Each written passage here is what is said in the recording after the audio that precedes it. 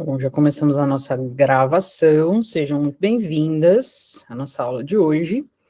Eu separei um material que eu coloquei lá no grupo, que é um material de apoio, só para vocês poderem ter nessa aula de hoje, que depois eu vou disponibilizar também, quando eu subir essa aula lá na plataforma, como um material complementar.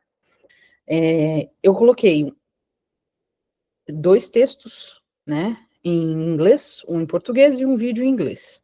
Espero que o inglês de vocês esteja afiadíssimo, muito maravilhoso, ou que pelo menos vocês estejam aptas a ver figurinhas. E o negócio é o seguinte, eu estava pesquisando algumas coisas sobre alguns testes, né, que foi me dada a missão de... Oi? Estão me ouvindo? Foi me dada a missão de rever... Estamos ouvindo. Beleza. De rever os testes direitinho com vocês, para que a gente pudesse passar esses testes e que vocês não tivessem mais dúvidas, né? Mas, se houver dúvidas, aqui estamos para saná-las também. O primeiro teste que eu quero trazer, não está dentro daqueles vídeos, mas é o teste de Adams. E vamos lá, que eu quero fazer esse teste, para mostrar esse teste aqui, que é um teste muito específico, que a gente, na fisioterapia, deixa eu compartilhar minha tela. Na fisioterapia, a gente vê esse teste como um teste específico para a gente ver escoliose. Sim. Então, estão vendo aqui? No teste de Adams, né, é um teste mão no joelho. A gente pede para o paciente ficar nessa posição, que é uma posição de flexão de tronco, tá? Um pouco de cuidado, tá, durante esse teste. Cuidado para vocês não se posicionarem atrás do paciente, e encostar, às vezes, a sua pelve na pelve do paciente. Cuidado com isso, tá? Isso é um posicionamento do paciente. Então, o posicionamento do terapeuta, ele tem que ser afastado e de lado. Quando você for olhar a coluna do seu paciente, exatamente nessa vista aqui, ó, se mantenha a distância e abaixe para você enxergar bem direitinho como que está a curvatura dessa coluna, tá? Dependendo de como você visualiza, deixa eu parar de compartilhar rapidinho para poder trazer isso para vocês. Todas as vezes que a gente vai fazer esse teste, ele é um teste imprescindível para a gente começar a olhar que talvez haja algum comprometimento de coluna por causa de uma diferença de membros, tá? De uma diferença de membros. O teste de Adams, ele é feito regularmente, como também a gente consegue verificar como está a flexibilidade do nosso paciente, a gente consegue verificar como é que está a mobilidade de coluna desse paciente. Então, lembrando que todas as vezes que a gente faz um teste de coluna, por exemplo, desse teste de Adams, é um teste específico para a gente verificar escoliose. Tá? O que é a escoliose? Escoliose é o desvio em C ou em S da coluna vertebral, então, da coluna toda. Por esse motivo, a gente tem, às vezes, a visão de que o nosso paciente tem essa... Como é que eu escrevo em cima, meu? Deixa eu ver. Giba? Isso, essa giba, que essa proeminência paraespinhal. O que é isso? E por que isso acontece? Ó, então, assim, é a mesma coisa daqui, ó. Normal é quando a gente vê um alinhamento, mesmo que tenha um encurtamento, não tem problema. E um paciente que tem uma escoliose, uma diferença de um lado para o outro, acaba apresentando essa inclinação. O principal objetivo é a gente verificar esse desvio aqui, tá vendo? Essa aqui é uma escoliose em S. Então, que a gente vê que o paciente vai ter uma concavidade, uma convexidade contrária na lombar e na torácica. Então, um lado é côncavo, outro é convexo. E o teste de Adams, ele serve para que a pessoa possa fazer, para que a gente possa verificar se há essa compensação. Então, dá uma olhada aqui numa foto real, né? Então, por exemplo, essa criança, provavelmente acho que ela fez uma cirurgia, placa e parafuso, ó. E olha como é que ficou. Ela provavelmente teve uma escoliose de muitos graus, e é por isso que há comprometimento pulmonar. Quando a gente tem uma escoliose, onde a gente tem um comprometimento pulmonar, a gente recomenda a cirurgia. Mas é uma paciente que, para ter esse grau de escoliose, pode ser congênita. Eu, por exemplo, tive uma paciente uma vez que tinha um grau de escoliose muito parecido com esse, mas ela era gêmea. E aí, na gestação, as duas ficaram com escoliose. E durante a infância, a mãe cuidou, mas não para, né, do jeito que deveria. E ela tinha um comprometimento pulmonar de um dos pulmões, por quê? Porque não tem espaço para o pulmão insuflar. Porque toda a cavidade torácica é comprometida. Então, é por isso que a gente tem placa e parafuso. E o que acontece quando a gente tem placa e parafuso? Um negócio que chama retificação. Então, a coluna não tem mais mobilidade. Por quê? Porque tem placa e parafuso. Então, Nath, mas o que é melhor? Você operar, por exemplo, uma coluna dessa ou não? Depende do comprometimento do paciente. Eu já tratei escolioses desse nível aqui, que o paciente tem vida normal. Eu prefiro manter mobilidade mesmo torta do que fazer isso daqui. Porque isso daqui vai prejudicar a coluna lombar dela daqui a pouco. Porque, já que a torácica não vai fazer o movimento, porque ela está presa em placa e parafuso, a lombar vai ter que fazer. Quando a lombar fizer o movimento, ela vai fazer o movimento demais, porque a torácica não está fazendo. E o fato da torácica não estar fazendo movimento, sabe o que acontece? Sobrecarrega a lombar e daqui a algum tempo ela vai estar com dor. Então, o teste de Adams, ele serve para a gente verificar se tem desvio de coluna. Gente, 90% dos pacientes que têm positivo o teste de Adams, como esse aqui, por exemplo, ó, uma escoliose apresentada, o que cabe a nós? 90% desses pacientes são pacientes de perna curta verdadeira. 90%. É muito difícil uma escoliose ser descendente. Usualmente, uma escoliose, ela acontece de forma ascendente. Então, a perna mais curta faz com que ele tenha um rebaixamento do quadril, e dessa forma, a coluna toda vai se adaptando em S. Quando a gente faz esse teste, e a gente vê que tem uma diferença, seja mínima que for, você vai fazer o Galease. Depois que você fizer o Galease, se der o mínimo que for, pede escanometria, que vai ser batata.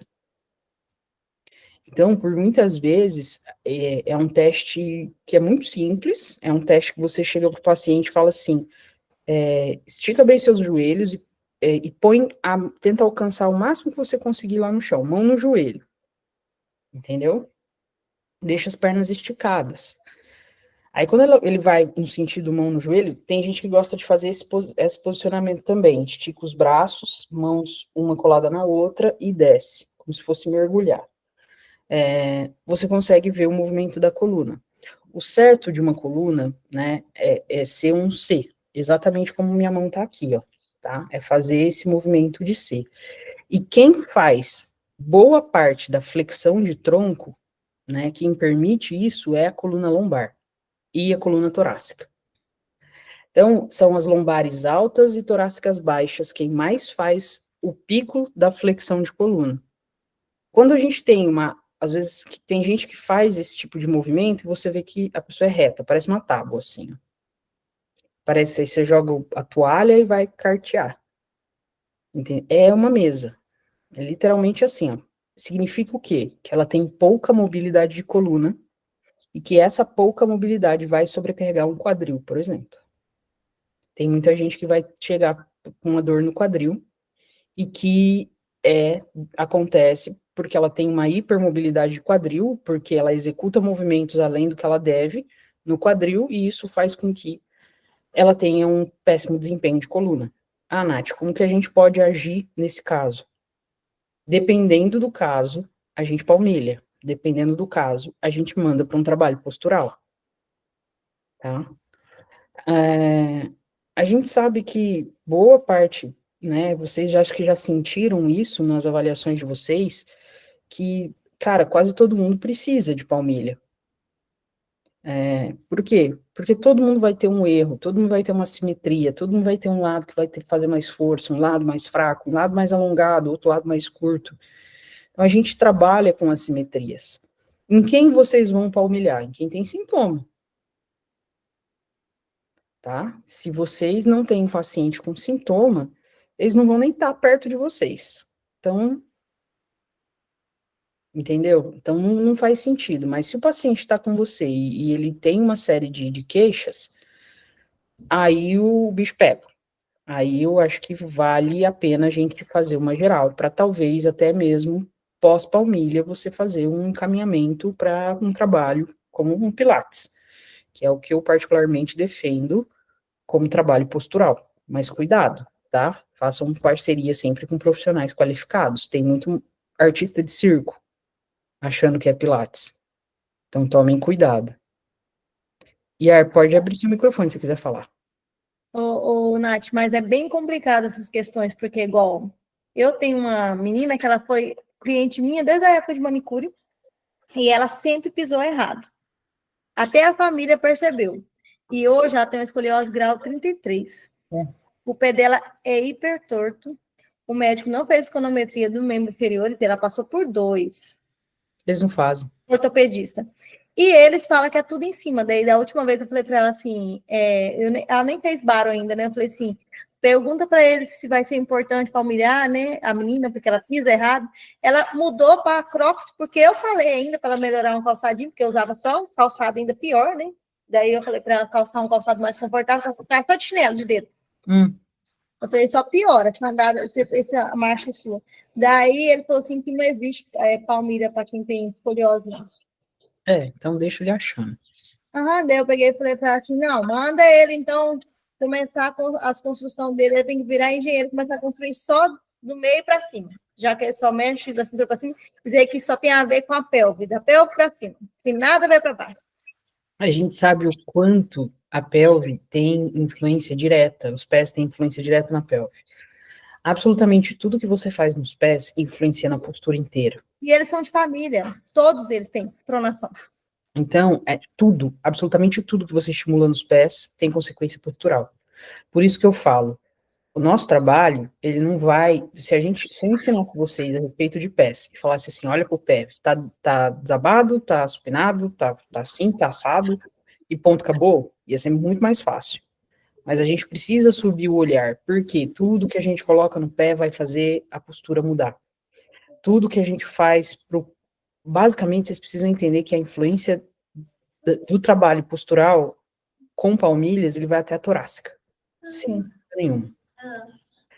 E se eu vou até a torácica, eu tenho boa parte da coluna sendo influenciada pela palmilha. Bem como, se eu errar, por exemplo, uma avaliação, ou errar uma prescrição, eu posso prejudicar até a torácica. Sim. Entendeu? Então, todo esse trabalho é muito importante. Por esse motivo, o teste de Adams é sim importante vocês fazerem. Eu sempre faço porque minha filha tem, né, escoliose, então já é algo que eu já consigo ver até quando o povo tá andando. Uma das coisas que eu falo, e que é muito comum, sua filha andou com quantos anos? Qual a idade? 1 ano e 2 meses, não andou cedo, não. Não, até que demorou. Ela engatinhou bastante? Gatinhou. Não usou andajar, não usou nada. Olha só. Só que ela tem rotação de quadril perna direita. Então a gente tem provavelmente um quadro de talvez uma hipotonia de alguma forma, de algum músculo, eu nunca vi filha, mas essa hipotonia pode ter gerado, ou pode ser uma perna curta verdadeira. Pode fazer o que a criança pode engatinhar, a criança pode correr, brincar, não sei o que. Não, pois é, eu quero fazer até a escanometria dela, porque todas as vezes que eu fiz, pelo menos assim, aquele de esse teste mesmo, eu nunca vi diferença, não. A olho nu, não, só se der na escanometria.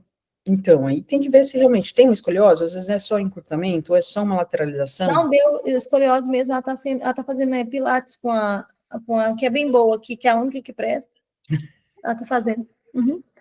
E ela tinha melhorado bastante a postura dela, né? Dá para ver a adiposidade dela certinho assim mesmo. Quando eu vejo a coluna dela, assim, eu passo a mão, eu vejo certinho. Maravilha. Uhum. Vou abrir os rolês aqui que eu mandei para vocês. A gente vai falar sobre... Eu traduzi, tá? Alguém... Eu falei que era como fala? Tarefa. Foot Posture Index é um índice que a gente mede a postura do pé, né? Então, uma posição do pé. Esse que a gente chama de teste de FPI. O FPI, ele é um conjunto de testes. Ele não é um único teste. Tipo assim, vai fazer isso e ponto, acabou o teste. Não. Por isso que ele é um... O quê? É você fazer... dentro daquele último arquivo que eu mandei, que é uma tabela. Dentro daquela tabela, você tem numerações para classificar. Do mesmo jeito que a gente tem, por exemplo, vocês já ouviram falar da escala de Glasgow, que é a escala de nível de consciência. Quando o paciente chega, às vezes, no hospital, eles falam, Glasgow 14, Glasgow 10, Glasgow 3, que é o nível de consciência que esse paciente tem. É a mesma coisa quando a gente fala de grau de força. Então, a gente tem 5 graus de força, o paciente apresenta grau de força 3. O que significa ter um grau de força 3? Significa você vencer a gravidade, mas não a resistência.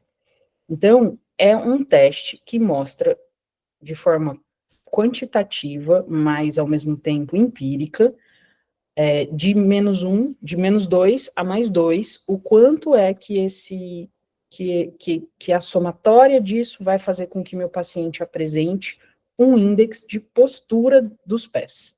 Traduzindo no português direitinho. Eu vou passar o vídeo, tá? Para ele ficar aqui, para vocês poderem visualizar.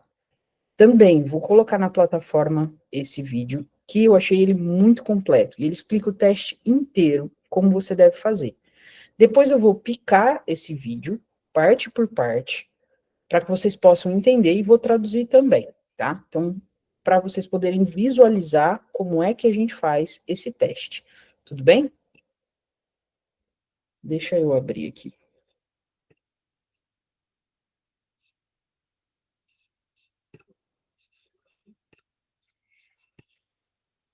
Vou compartilhar minha tela.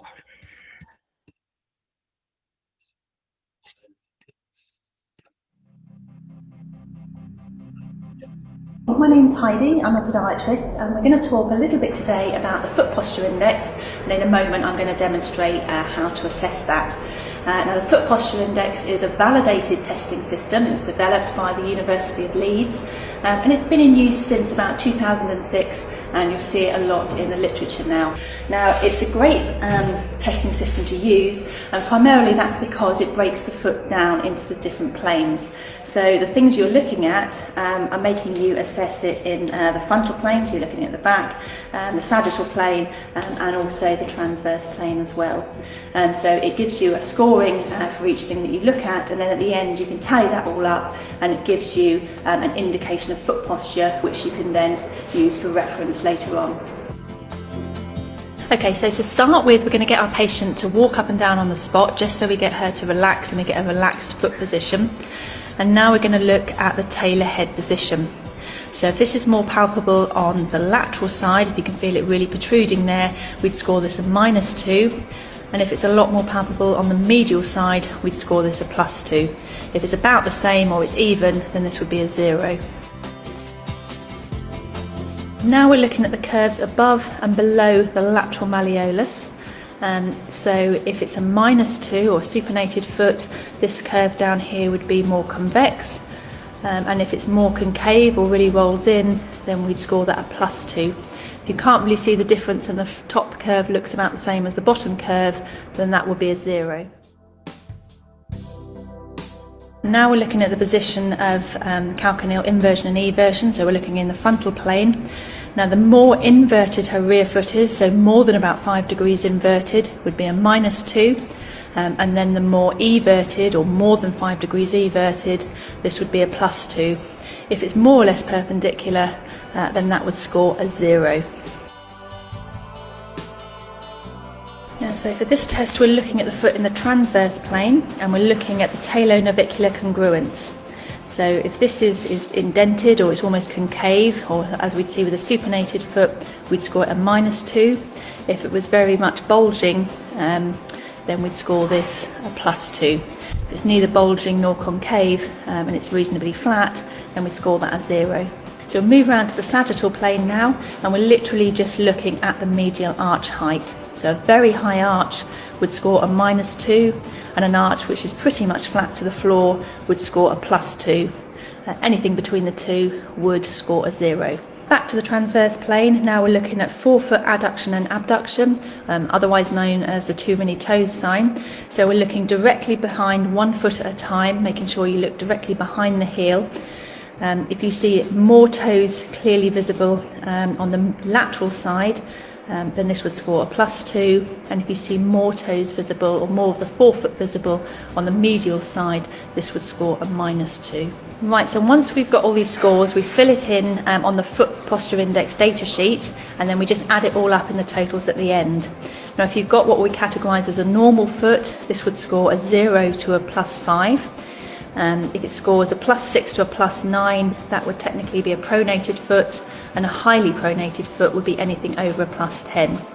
Then going the other way, anything from -1 to -4 we'd say was supinated, and highly supinated would score a -5 to -12.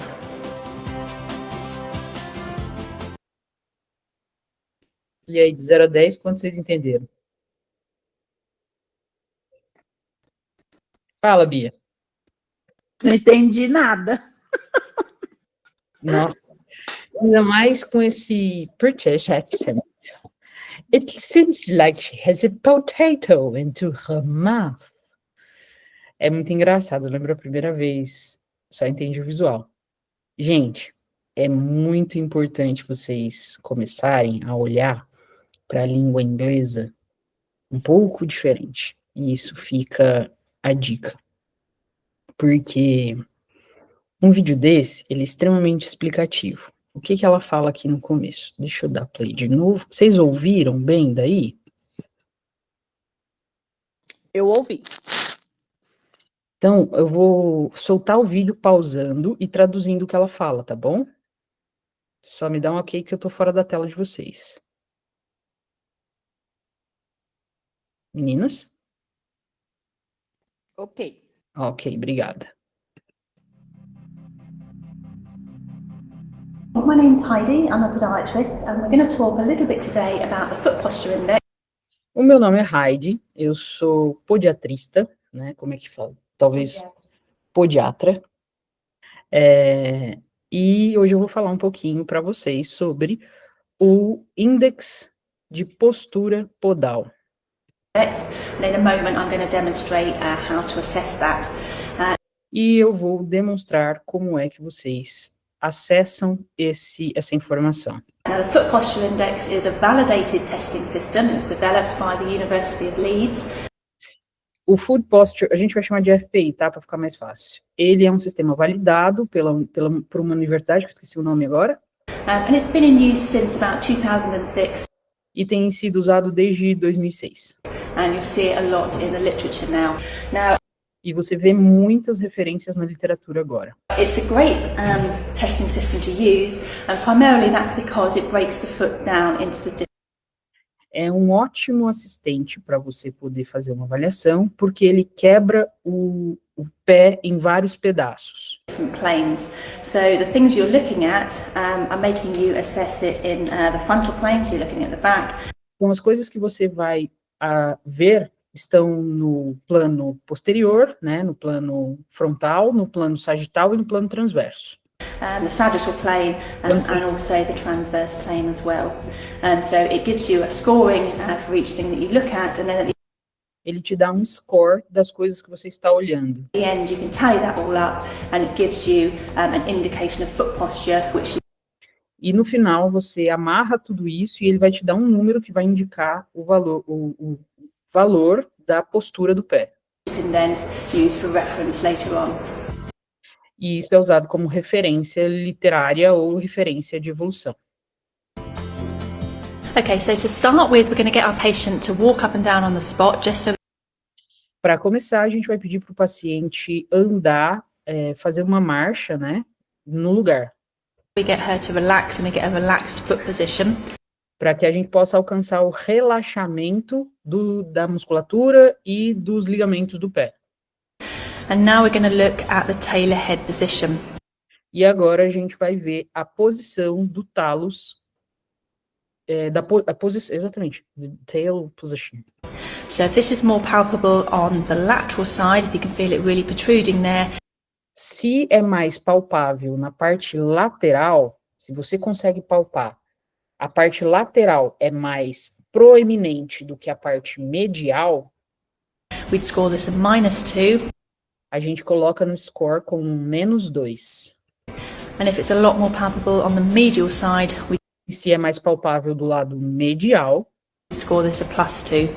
a gente coloca como um +2. If it's about the same or it's even, then this would be a 0. Se é mais ou menos igual, ou se você palpa, você sente que está igual, a gente qualifica como 0. Now we're looking at the curves above and below the lateral Agora a gente vai olhar para as curvas acima e abaixo do maléolo lateral. malleolus. So if it's a -2 or supinated foot, Se é um -2 ou um pé supinado, this curve down here would be more essa curva bem aqui vai ser mais convex. convexa. And if it's more concave or really rolled in, E se é mais côncava, é porque o pé é mais pronado, then we'd score that a +2. e então nós qualificamos como +2. You can't really see the difference, and the top curve looks about the same as the bottom curve. Você pode ver que a curvatura de cima do maléolo, ela acompanha a curvatura de baixo do maléolo. Then that would be a 0. Então, quando isso acontece, quando ela acompanha exatamente na mesma linha, isso vai ser um 0. Now we're looking at the position of calcaneal inversion and eversion. So we're Agora, a gente olhando para a posição da inversão e eversão do calcâneo, looking in the frontal plane. olhando no plano frontal, né, no plano posterior. Now, the more inverted her rear foot is, so more than about Quando o calcâneo está em inversão maior do que 5 graus, 5 degrees inverted, would be a -2. vai ser um -2. And then the more everted, or more than 5 degrees everted, E quando a gente tiver um calcâneo com mais de 5 graus em eversão, vai ser this would be a +2. um +2. If it's more or less perpendicular, Se estiver mais perpendicular, vai ser um 0. then that would score a 0. And so for this test, we're looking at the foot in the transverse plane, and we're Nesse teste, a gente vai olhar o pé pelo plano transverso. looking at the talonavicular congruence. A gente vai olhar para a congruência talonavicular. So if this is indented or it's almost concave, or as we Se essa congruência é mais côncava, see with a supinated foot, gerando um pé supinado, we'd score it a -2. teremos um score de -2. If it was very much bulging, Se for mais curvado, mais balding, que eles falam, é a mesma coisa do careca, é tipo a cabeça de um careca, sabe? Ou a parte de baixo, a bunda de um ball. Deu para entender? Eu tô com a câmera fechada de vocês, então me digam sim ou não. Ih, perdi todo mundo. Sim, Nath. Ah, obrigado. Então, quando eu tenho essa curvatura talonavicular mais abaulada, lembrei da palavra em português, mais abaulada, then we'd score this a +2. então a gente tem um score de +2. If it's neither bulging nor concave, and it's reasonably flat, then we score that as 0. Se a gente tem esse talonavicular meio reto, a gente marca como 0. So we'll move around to the sagittal plane now, and we're literally Olhando agora pelo plano sagital, Really just looking at the medial arch height. a gente literalmente vai olhar para o arco longitudinal medial. So a very high arch would Quando a gente tem um arco muito alto, score a -2, a gente pontua como -2. and an arch which is pretty much flat to the floor would Quando a gente tem o arco chapado no chão, flatted on the floor, como é que eu posso falar em português? Chato mesmo. Flatted é tudo que é... Obrigado. Desabado no chão, score a +2. eu marco +2. Anything between the two would score a 0. Back to the transverse E qualquer coisa entre os dois, eu marco 0. De volta para o plano frontal, a gente vai olhar, plane. Now we're looking at forefoot adduction and abduction, otherwise a gente vai olhar a adução e abdução do pé. known as the too many toes sign. So we're looking directly behind 1 foot at a time, making sure A gente vai olhar exatamente por trás do pé, com a visão do calcâneo. Eu vou olhar a parte da frente do pé. you look directly behind the heel. If you see more toes, Se você vê mais dedos na lateral, para lateral, é porque o pé está abduzido. Se você vê mais dedos para medial, é porque o pé está aduzido. clearly visible on the lateral side, then this would score a +2. Se eu vejo mais dedos na lateral, eu faço um score de +2. And if you see more toes visible or more of the forefoot visible on the medial side, this would score a -.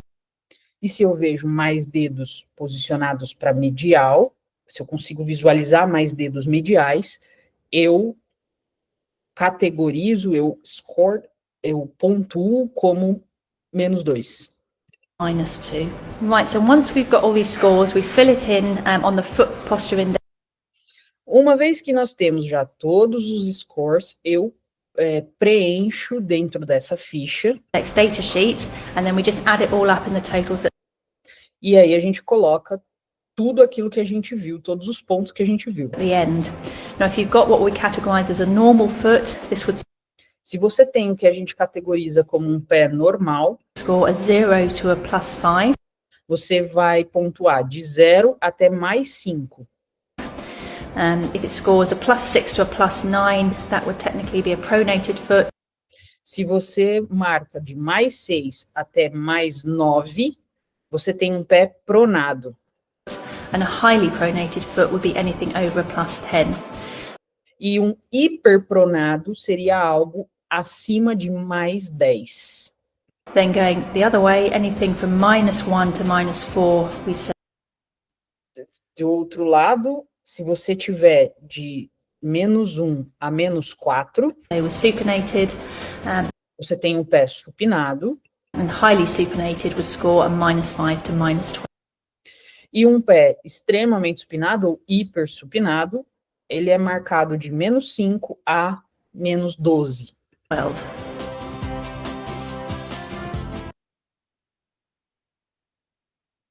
Difícil, minhas jovens? Abre o microfone. Sim, difícil demais. Ah, ué, toma vergonha nessa cara.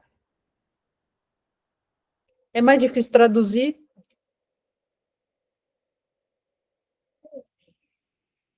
Fala, Amanda, chora, que você até abriu a câmera para chorar. Tá até fechado.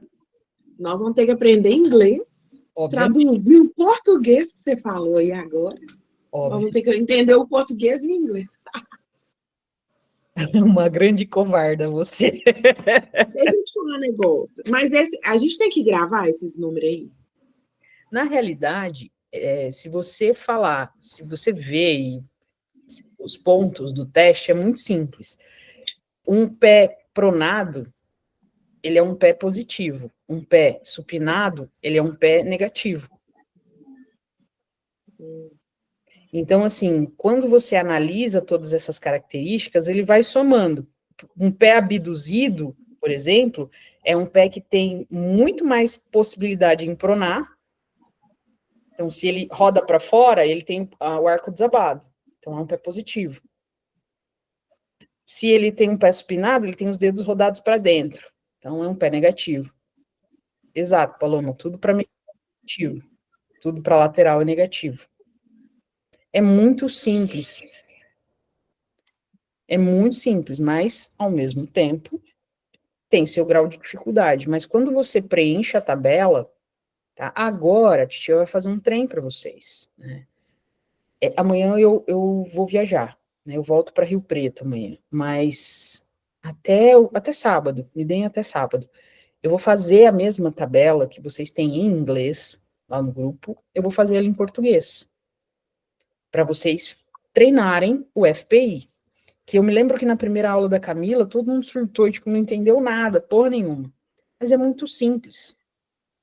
Eu traduzi, Nath, ela toda. Ela traduziu. O meu traduziu a tabela inteira. Você já tem a tabela traduzida? Ah, se você puder compartilhar, Yar. Depois eu mando lá. Manda para nós. Gente, não é um bicho de 7 cabeças. Eu acho que é mais difícil você entender o que ela fala do que fazer o teste em si. É um teste muito simples. É um teste que vai mostrar para vocês se aquele pé tá batendo com todas os outros testes que você fez, se ele tá na pronação ou se ele tá na supinação. Porque, por muitas vezes, quando a gente bate o olho, a gente olha, a gente fala, porra, velho, agora eu tô na dúvida. Entendeu? E agora, será? E aí a gente vai conflitar com os achados clínicos que vocês tiveram. Então, a gente vai conflitar com a queixa principal do paciente, a gente vai conflitar. Por exemplo, Paloma mandou um áudio no desespero para mim, para a Camila, para quem atendesse primeiro, porque ela vai fazer uma avaliação de uma paciente que tem um suposto esporão de calcânio. Quando a gente tem um paciente com um esporão de calcânio, a evolução dessa patologia é uma fascite plantar. Justamente por quê? Porque o esporão, ele cutuca, inflama toda a face plantar. Automaticamente, um esporão, ele é caracterizado na região do calcânio, tá? Esporão de calcânio é a mesma coisa que bico de papagaio, na coluna. A gente não tem como tirar. Tem como fazer raspagem? Tem, mas não vale a pena porque volta. Por quê? Porque é um pico de pressão. É resposta do organismo, do nosso organismo, aumentar o depósito de cálcio quando a gente tem uma determinada descarga de peso. Ou queratina ou cálcio. No caso do calcânio, ele deposita cálcio. Você pode ver que é difícil a gente ter um calo no calcânio.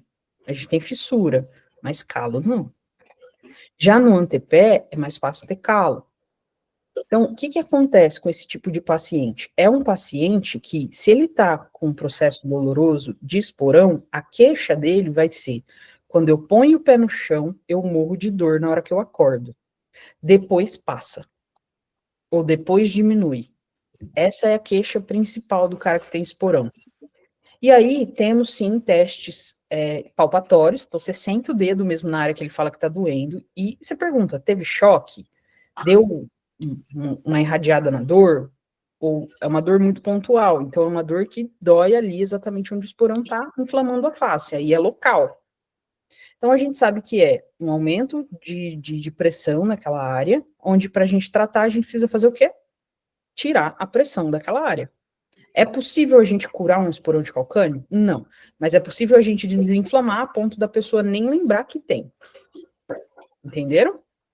E qual é a diferença dele para uma fascite plantar? Não necessariamente uma pessoa que tem esporão pode evoluir para uma fascite, mas é muito possível que evolua, tá? Mas o contrário não é verdadeiro. Quem tem fascite não evolui para esporão, tá? Por quê? O que é característico de um paciente com fascite plantar? O que é característico, tá? Não estou dizendo que 100% dos casos são, mas é característica. É um paciente que tem o tônus da musculatura da sola do pé alto, significa que ele tem um arco alto, significa que ele tem um pé supinado. Entende? Significa que ele tem uma área do pé diminuída, significa que ele tem um aumento da pressão plantar, que pode gerar um processo doloroso. Então, o FPI dele vai ser positivo ou negativo? É isso aí, Paloma. É negativo. Porque pela fisiologia, é possível a gente contradizer? Por exemplo, a Yar mandou uma baro que eu vi por cima, né? Que a Yar falou, o pé é cavo, não era isso? Só me lembro. Ela falou que o pé era cavo e a pessoa tinha um joelho valgo. Fisiologicamente, isso não é possível. Porque se o pé supina, se ele tá no cavo e ele supina, fisiologicamente os joelhos vão para fora. E aí sim a gente tem uma rotação externa e uma contração do glúteo médio. Aí ela diz que ela tem fraqueza de glúteo médio. Se ela tem fraqueza, não bate com o pé cavo. E se a gente tem uma rotação externa, o glúteo médio está acionado. Se a gente tem uma rotação interna, ou um pé pronado e um joelho varo, peraí, a bola vara, valgo não cavalga. Então ela falou que tinha cavo e valgo, entendeu? Fisiologicamente não combina. Então, ou ela tem um cavo e bola vara, e aí um aumento do tônus do glúteo médio, a bunda dura, ou ela tem uma hiperpronação ou uma pronação, e o joelho valgo, não cavalga, e uma rotação interna, e aí sim a fraqueza do glúteo médio. Quando a fisiologia não tromba, tem alguma coisa errada aí. Porque a Yar posicionou. Quando eu vi a baro, eu falei, isso não é pé cavo, isso é hiperpronação. E aí, quando eu vi o pontilhado, a Camila me mostrou, eu falei assim, não, isso é hiperpronação. Ela tem o glúteo fraco, ela tem um Trendelenburg positivo, então isso é hiperpronação. Bunda mole. Não sei qual que é, né? Não é lindo? Não dá tesão você fazer esse tipo de correlação? Se ela tem uma hiperpronação, o FPI dela é positivo ou negativo? Isso, Paulo. Positivo.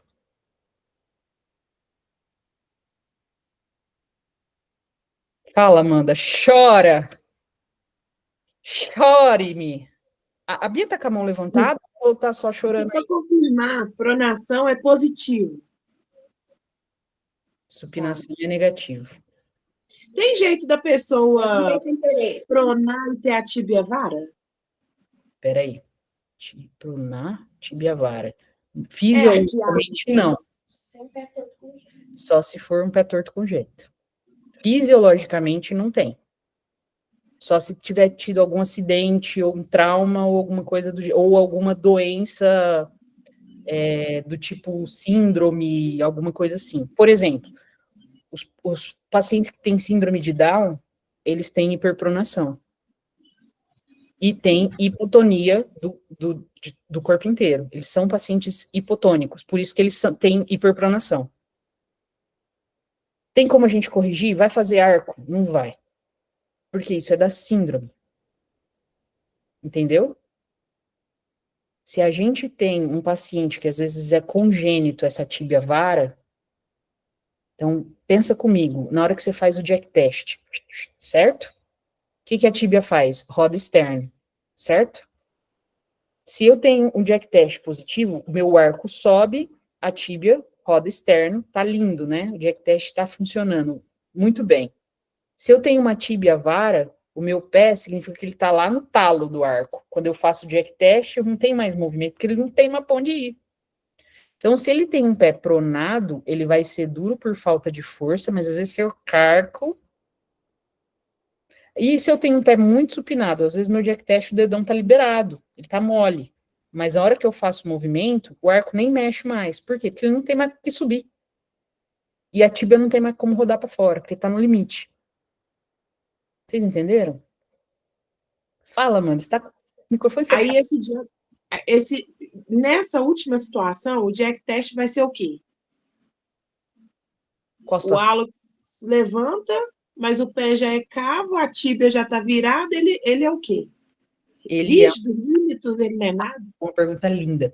É aí que a maior parte das pessoas confundem. Por quê? Porque se ele tá com o arco lá no talo, o hálux está liberado. Aí você vai fazer, não, tá normal.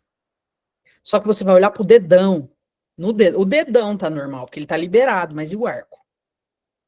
E a tíbia? E aí, por que o FPI não é fidedigno? Vou lá no da Camila. Porque, digamos, é um teste quantitativo empírico. O que significa? O meu olhar pode ser diferente do olhar da Amanda, que pode ser diferente do olhar da Paloma, que vai ser diferente do olhar da Yar. Toda vez que a gente vê um artigo científico onde a gente vê algo index, qualquer index, o avaliador precisa ser o mesmo dentro da metodologia para ser válido. Qualquer index que você for fazer, qualquer tipo de metodologia que vai querer provar que algum teste, validar um index, o avaliador precisa ser o mesmo. Por quê? Porque ele vai ter o mesmo olhar para todos os pacientes. Por exemplo, o que categoriza um -1? O que categoriza um -2? Por que ele não é fidedigno? Porque o meu olhar é diferente do olhar da Camila, que é diferente do olhar da Paloma, que é diferente do olhar da Amanda.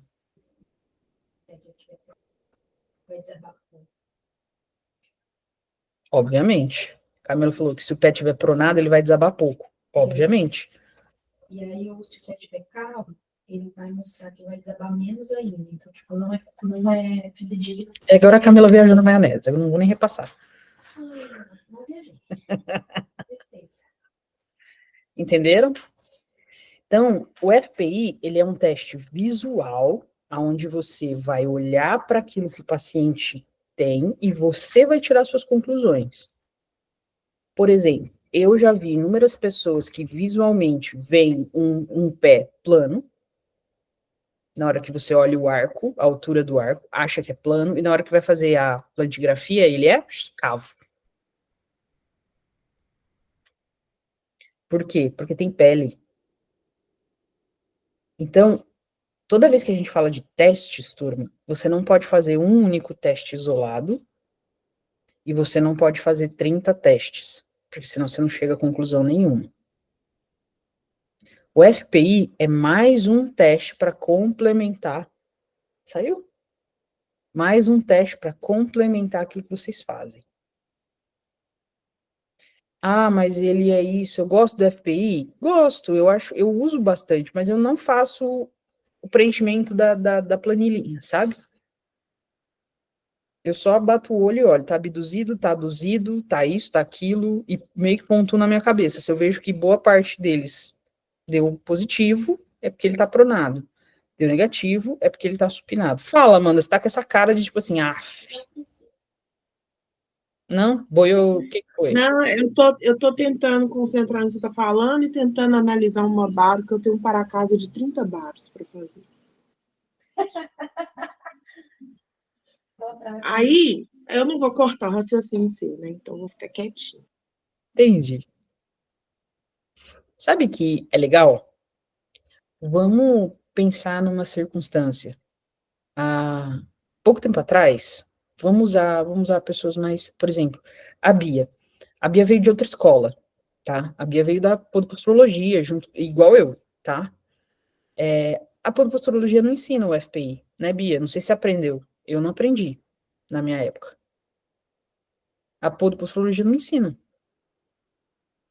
A podoposturologia, ela ensina testes, por exemplo, como polegar ascendente, como comprimento de mãos, como Adams.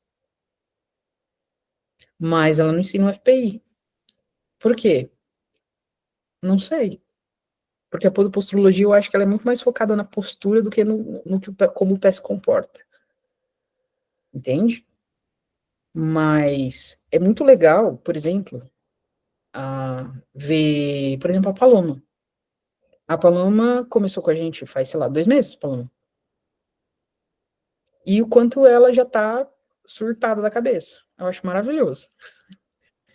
É um surto consciente, você pode ver. Porque eu lembro que quando ela falou assim, eu tenho a necessidade, eu não sei nem por onde começar. É muito legal ver essa transformação. Ver o quanto vocês evoluíram. E a gente poder falar de um FPI e mostrar para vocês que ele pode ser simples, Por exemplo, a Paloma pegou rapidinho o raciocínio. Positivo, positivo, negativo. É muito mais simples do que vocês imaginam. Mas é só vocês lembrarem de olhar os pontos. Quais são os pontos? Vocês vão olhar calcânio, vocês vão olhar arco, vocês vão olhar talo navicular, vocês vão olhar abdução e adução dos dedos, vocês vão olhar maléolos. São os pontos. Então, esses pontos vocês vão avaliando, e se vocês avaliarem esses pontos, vocês vão ver se ele está côncavo ou convexo, e aí vocês vão fazer o mesmo, vocês vão conflitar com os outros testes que vocês vêm fazendo.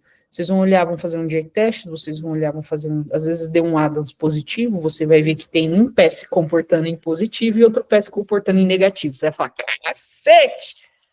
Que porra é essa? Ou um pé neutro, outro pé negativo, um pé neutro, outro pé positivo.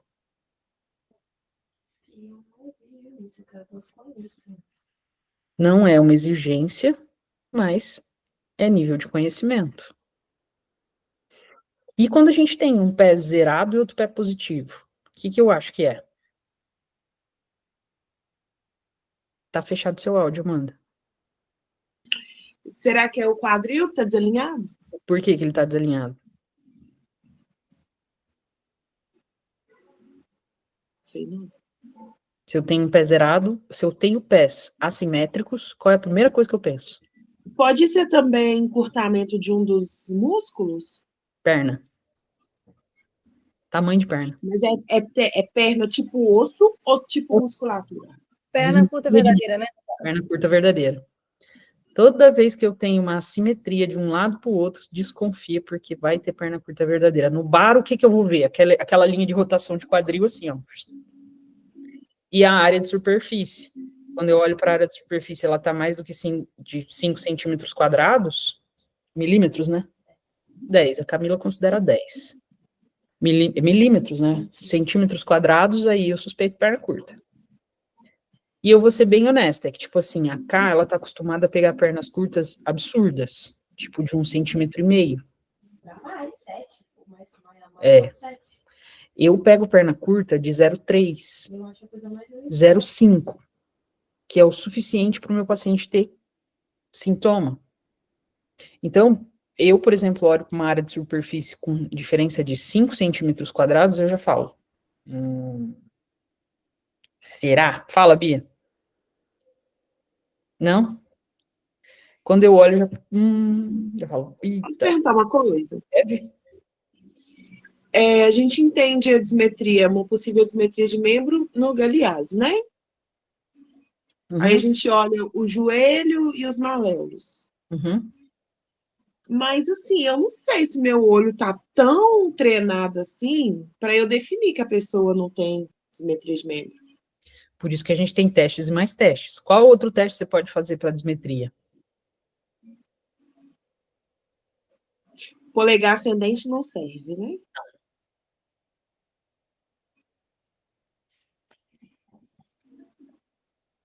Sei não. Não lembro, não. Navicular drop? Os dois que a gente fez hoje. Ah, o FPI. Você pode fazer um FPI, você pode fazer o Adams. O Adams eu não lembro, não. Vocês podem me lembrar o que é? Eu não sei se você estava na aula na hora que eu falei. O Adams, ele é você flexionar o tronco para frente, como se fosse pôr a mão nos joelhos. E aí você vai olhar as costas da pessoa, se ela está nivelada ou se ela tem diferença de altura. Quando ela tem uma gibosidade, que é o que a gente chama essa diferença de altura de um lado para o outro, é possível que tenha um indicativo de escoliose. 1% das pessoas que têm escoliose têm dismetria de membros.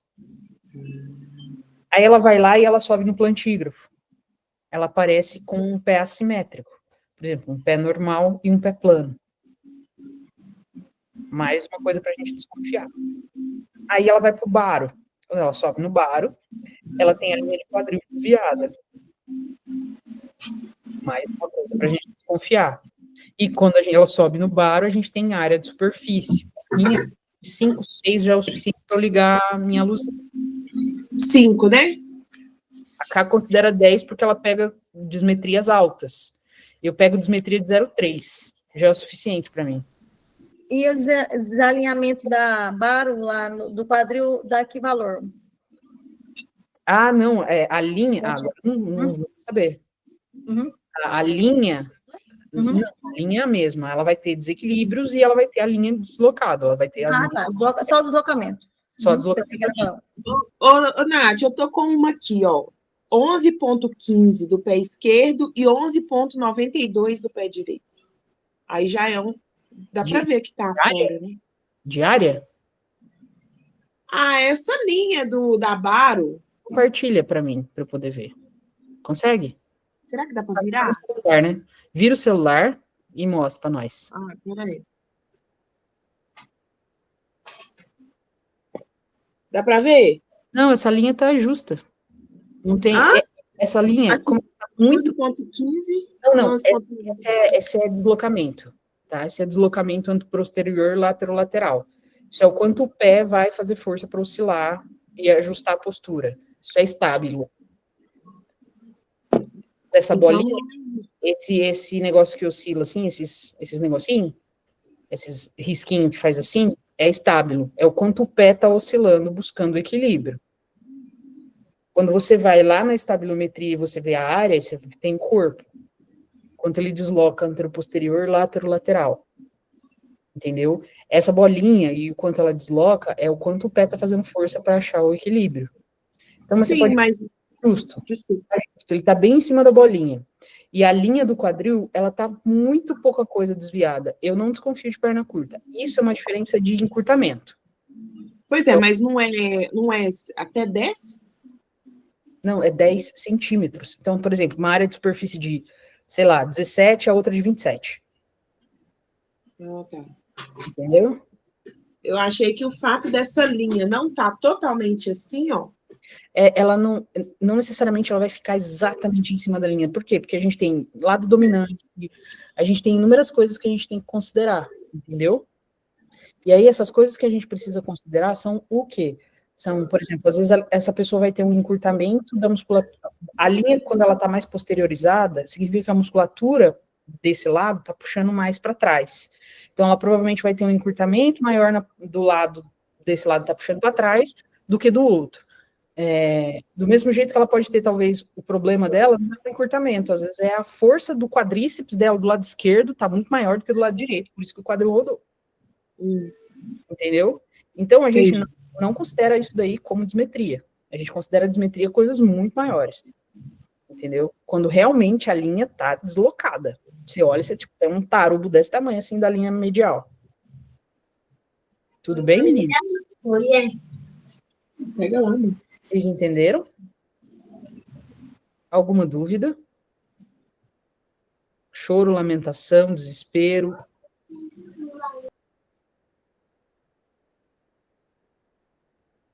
Tudo bem? Seguinte. Peraí, Chuchu. Seguinte. Tarefa de vocês. Iar, se puder mandar no grupo, manda para nós a ficha traduzida já do FPI que você tem aí. Eu mando. Tarefinha é todo mundo preencher um FPI. Fazer o teste. Pode ser no parente, no amigo, no coleguinha, para vocês poderem visualizar. Lembrando que, Nath, é obrigatório? Gente, ninguém é obrigado a nada nessa vida. É para vocês treinarem o olho de vocês. Entendeu? O olhar clínico, ele só é treinado com a gente fazendo. Entendeu? É você, na hora que bota o pezinho lá, você olha, mede, bota o dedinho, vê se tá côncavo, convexo, reto, como é que tá. A base é aquela, então eu vou subir essa reunião que vai vir a tradução direitinho do vídeo, certinho para vocês. E é muito simples e é muito claro, mas Nath, é obrigatório? De novo, a gente fica preguiçoso quando a gente tem baro, tá? Bicho preguiça a gente fica. Por quê? Porque o baro faz esse cálculo rapidinho e a gente não faz teste porra nenhuma. A gente sabe disso. Não sejamos hipócritas. A cara da Vânia de que a carapuça serviu, a cara da Amanda, da Lê, tudo ser carapucinha serviu, olha lá, ai, coisa linda. E a gente sabe, gente, porque eu fui a pessoa que não tinha baro. Eu fiquei 12 anos trabalhando sem baro. Então, eu fiz esses testes a dar com pau. E o fato de eu ter feito esses testes a dar com pau me traz o quê? Olhar clínico. E aí, quando vocês acabam tendo mais essa coisa do baro, obviamente, que você vai fazendo, você vai refinando. Você acaba ficando preguiçoso em fazer teste. Então, é necessário o treino do olhar clínico, é absurdamente necessário. Né, Bia? Diga, Ai, e eu também acho que fica legal até para consulta, né? Fica mais elaborada. Eu acho que quando mais tu passa mais conhecimento, não é só porque a barba vai dar tudo. Bem que eu gosto, né? Mas sabe o que vai deixar vocês doidaças na hora que eu introduzir com vocês o BioBeat? Isso aí vai ser uma doideira na cabeça de vocês. Por quê? Porque vai vir os gráficos de marcha lindos e maravilhosos, prontinhos para análise, feitos, coloridos e relatórios prontinhos. E aí, na hora que você olha, você fala, Deus, eu fazia o time up and go no papel. Entendeu? Que é um dos testes de marcha que vocês vão aprender também. Que a gente vai começar a, na verdade, fazer os laboratórios agora, mas um pouco, talvez exija uma demanda de divisão da turma, de um laboratório mais complexo e algo mais iniciante, que vocês vão poder frequentar os dois, e talvez a gente dobre uma necessidade, ou então elabore algo diferente, para que vocês possam aproveitar nos dois sentidos. Talvez, quando a gente incluir o BioBeat nesse rolê, vocês vão ver quanto a tecnologia, ela substitui o tempo. Então, assim, a gente ganha muito tempo usando a tecnologia, muito tempo. E aí vai fazendo a gente cada vez mais preguiçoso, com cada vez menos olhar clínico e um interpretador de dados. Então, eu vou ter um relatório onde eu vou interpretar os dados do relatório, mas e aí? E o FPI? É quanto? É positivo ou é negativo no rolê? Se o quadril dela tá rodado para fora, o que vai... A tendência dela ter um pé negativo é muito maior. Se o quadril dela é rodado para dentro, a tendência dela ter um pé positivo é muito maior. Entenderam a correlação? E quando a gente começa a subir um pouco esse olhar, vocês estão olhando pro pé. Vocês vão começar a subir esse olhar, vocês vão fazer como a Iar mandou. Tipo assim, ó, ela tem fraqueza de glúteo. Foi, Iar, algum ponto tá errado. Ou ela vai ter o joelho e o glúteo combinaram, mas o pé não. E na hora que eu olhei o baro, eu falei, isso aí não é um pé cavo, isso é um pé pronado. E aí sim bateu com o joelho e o quadril. E faz parte, isso é o olhar clínico que eu quero de vocês. Eu quero erros pra gente poder acertar depois. Diga. Mas eu acho que é porque aquele negócio de plantigrafia eu detestei, porque tem hora, tipo, quando a pessoa tá em pé, ele dá uma coisa, quando ele anda, dá outra. É lógico, isso chama estática e dinâmica. Não, pois é, mas é nessa questão que eu me embanano mais, entende? Então eu prefiro do plantígrafo. Eu prefiro fazer como os maias e os incas e não usar o plantígrafo, usar meu baro, né? Eu prefiro o bar. Uhum. Por isso que eu comprei. Vocês mas essa questão... criando um monte de Barbie mimada. E eu acho isso maravilhoso. É muito legal, porque isso vai desenvolver o olhar clínico. E a IAR, por exemplo, essa dificuldade da IAR não é... E aí, eu sei disso. Tipo, aí você tem o baro, você fala, pra que eu vou fazer a porra do plantígrafo? Não vou fazer essa merda, eu vou fazer o baro logo de uma vez. É treino, é o quanto você quer desenvolver, o quanto você quer treinar. É preciso? Não. Não, agora eu tô coletando tudo. De criança até que eu acho normal, realmente. Mas tem uns adultos que dá mais trabalho que criança hoje em dia. É verdade. Não, eu acho que boa parte deles dá. Minha mãe, por exemplo, é uma delas que dá mais trabalho que uma criança de 12 anos. Muito mais. Tudo bem, pessoal? Eu vou suspender aqui a gravação.